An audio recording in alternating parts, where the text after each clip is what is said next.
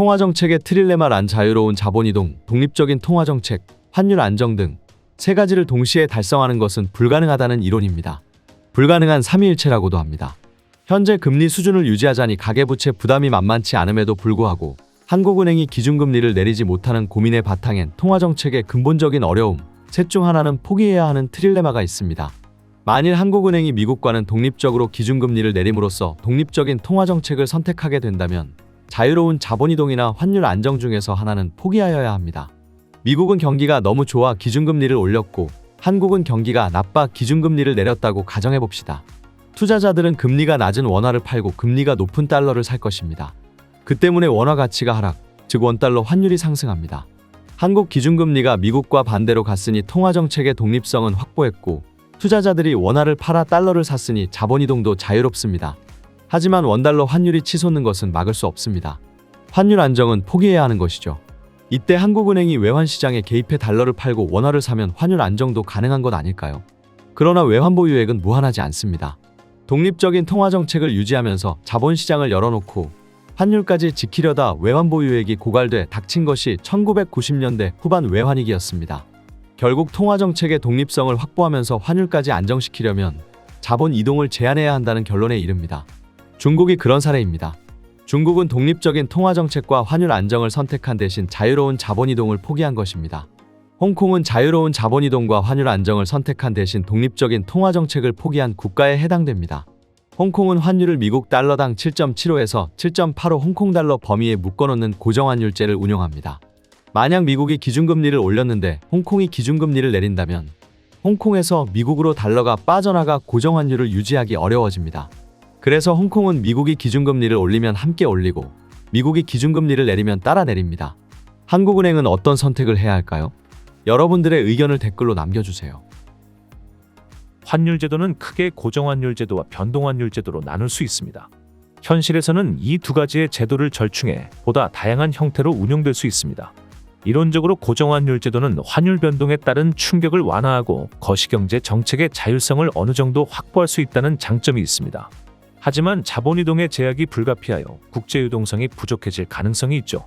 이 제도를 운영하는 국가는 대외 불균형이 지속되거나 기초경제 여건이 악화되면 환투기 공격에 쉽게 노출될 수가 있습니다. 반면 변동환율 제도 하에서는 자본이동이 자유롭게 이루어지므로 국제유동성 확보가 용이하고 외부 충격이 환율 변동에 의해 흡수됨으로써 거시경제 정책의 자율적인 수행이 용이한 장점이 있습니다. 다만 외환시장 규모가 작고 외부 충격의 흡수 능력이 미약한 개발도상국은 환율 변동성이 높아짐으로써 경제의 교란 요인으로 작용할 가능성이 크죠. 가장 이상적인 환율 정책은 통화정책의 자율성, 자본자유와 환율 안정이라는 세 가지 정책 목표를 만족시키는 것입니다.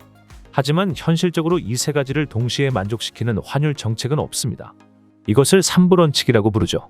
IMF는 1950년 이후 매년 환율제도 및 외환규제 연차보고서를 발간하고 있습니다.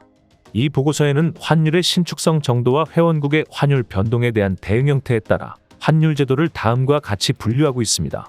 국가 고유의 법정 통화가 없는 경우에는 미 달러화 등 타국 통화를 자국 통화로 사용하는 경우입니다.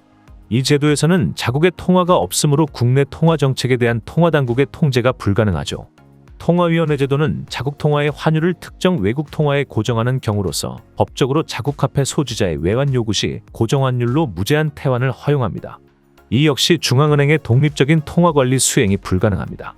전통적 페그 제도는 자국 통화를 외국의 단일 통화나 복수의 통화 바스켓에 연동시켜 고정환율을 유지하는 경우입니다. 페그는 영어로 무언가를 고정시키는 말뚝, 못을 뜻하는 말입니다. 이 제도에서는 외환당국이 개입을 통해 시장환율을 기준환율 중심으로 좁은 범위에서 변동하도록 관리할 수 있죠. 안정적 환율제도는 정책당국이 시장 개입을 통해 환율을 6개월 이상 2% 이내에서만 변동하도록 운영하는 경우입니다. 크롤링 페그 제도는 주요 교역 대상국과의 물가상승률 차이 등 양적 지표 변화를 고려하여 고정환율을 미세하게 조정하는 경우입니다. 유사 크롤링 제도는 6개월 이상 기간 중 환율의 통계적인 추세가 2% 이내에서 변동하며 최소 변동 범위는 안정적 환율 제도보다 큰 경우입니다. 중국, 아르헨티나, 스위스, 우즈베키스탄이 속하죠.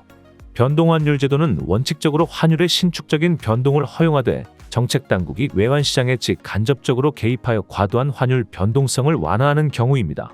자유변동환율 제도는 변동환율 제도 국가 중 외환 당국의 시장 개입이 시장 교란 요인 제거 등 예외적인 상황에서 과거 6개월간 3회로 이루어지고 개입 관련 정보가 제공되는 경우입니다. 만화로 보는 맨큐의 경제학 강의는 휴넷 또는 이패스 코리아에서 유료로 수강할 수 있습니다. 경제학의 베스트셀러 만화로 보는 맨큐의 경제학 시리즈 2판 출간 지금 온오프라인 서점에서 만나보세요.